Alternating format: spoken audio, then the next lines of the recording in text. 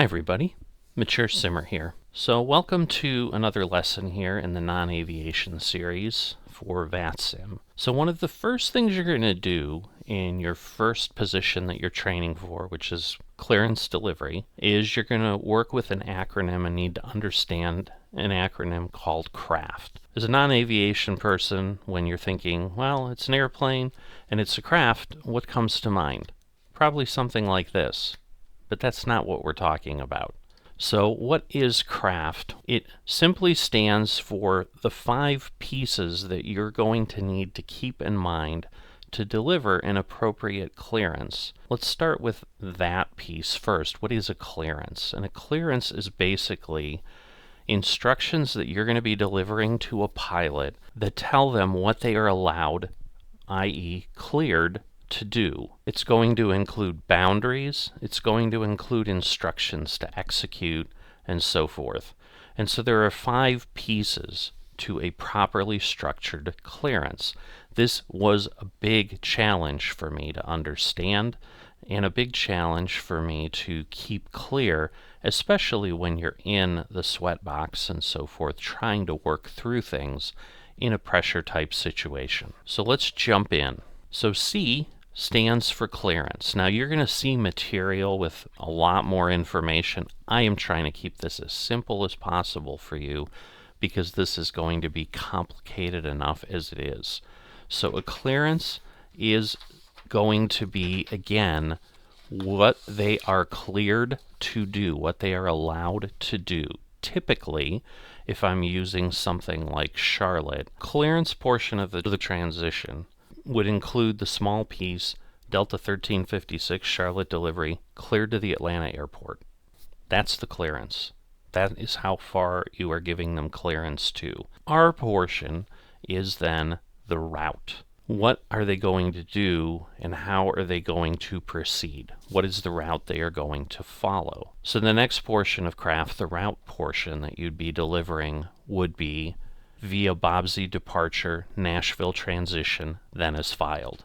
Again, we'll get into all those details in subsequent videos to try to help explain things a little bit clearly and a little bit more succinctly, but that is the route.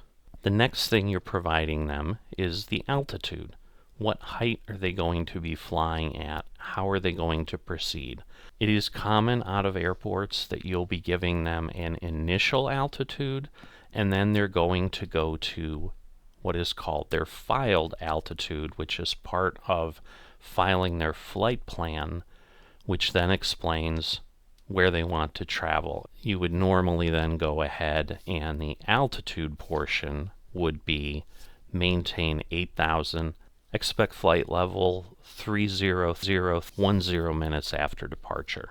That is the altitude portion that you would then be providing. Next thing you provide is F, frequency. What frequency are they going to need when they're going to be leaving the airport and heading out after they are using this clearance that you are giving them? So typically that's going to be the departure. So it would be issued something like departure frequency 120.5. And then they have that information, which again, they can now tune into their radio so that they're ready to go when they need to be doing that. And finally, the T portion is transponder.